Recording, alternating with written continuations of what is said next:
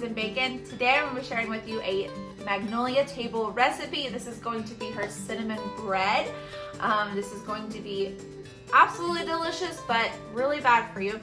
But it is so good. I hope that you enjoy this recipe. If you do enjoy this recipe, go ahead and give me a thumbs up. Go ahead and grab your apron and let's get started. To start us off, we're going to be making the topping for the cake. So we're going to be putting in 1/4 cup of brown sugar, 1/2 teaspoon of cinnamon, 1 tablespoon of flour, and then we're just going to mix that up till it's well combined. And then after that's all mixed through, then we're just going to add in 1 tablespoon of melted butter, and you're just going to stir it up until it's really crumbly, and it would be a good topping to make that crumble on top for the crumble cake. Once it's all mixed through, you can either toss it to the side or you can put it in the refrigerator until the cake is all done cooking, whichever you choose.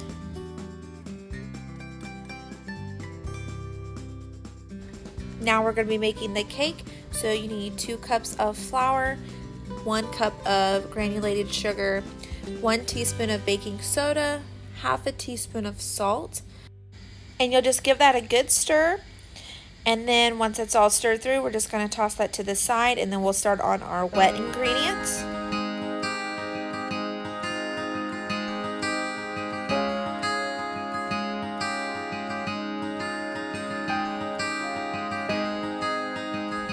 Alright, so you're going to add in 1 cup of buttermilk, and if you don't have buttermilk, you can always use the powdered base and then just add some water with it, which is what I did here. Or you can use milk with vinegar. That's always perfectly fine, and it'll come out just as fine. And then you're going to add in 1 egg and 1/4 cup of vegetable oil, 2 teaspoons of vanilla, and you're just going to blend that together till it's well combined. And then we're going to pour that into our dry ingredients.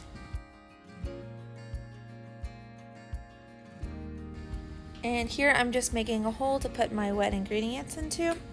And then I'm just going to blend it all together until it's well combined. And then I'm going to put it in an 8x8 pan. And you can use a loaf pan. It's whatever you prefer. I just like using the 8x8 pan just because I feel like it gets cooked through better when I use a bigger pan like that. The loaf pans, they just always come out doughy in the middle, so that's just what I prefer.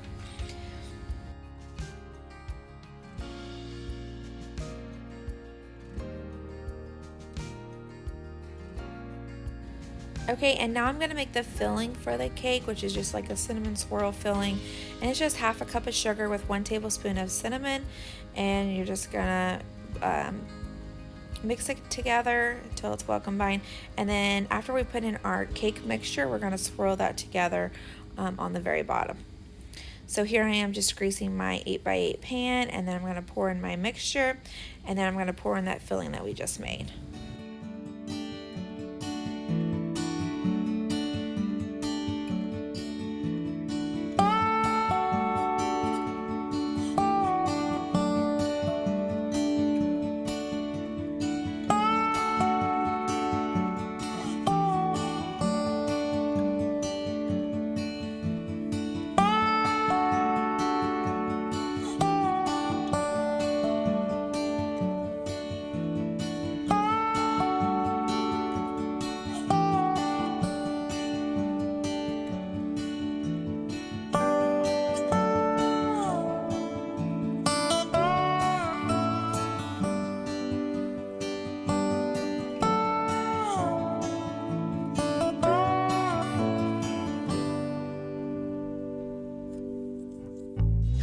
And you can do this however you want. You can put all of the filling at the bottom, and I mean, it's really however you want. I just put half of it at the bottom, the other half on top. You can put all of it in the bottom. It's whatever you want to do.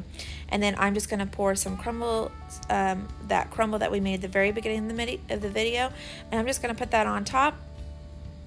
And then I'm going to bake this in the oven at 350 for about 50 minutes. I think I cooked mine closer to 55 minutes just because I wanted to make sure it was all cooked through.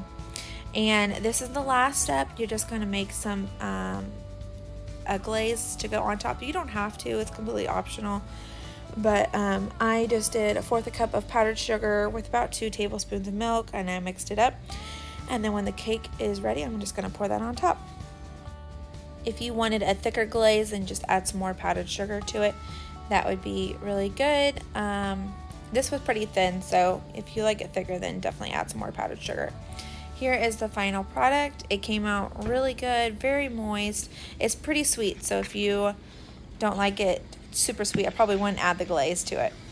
But thanks so much for watching, and I hope to see you in the next video.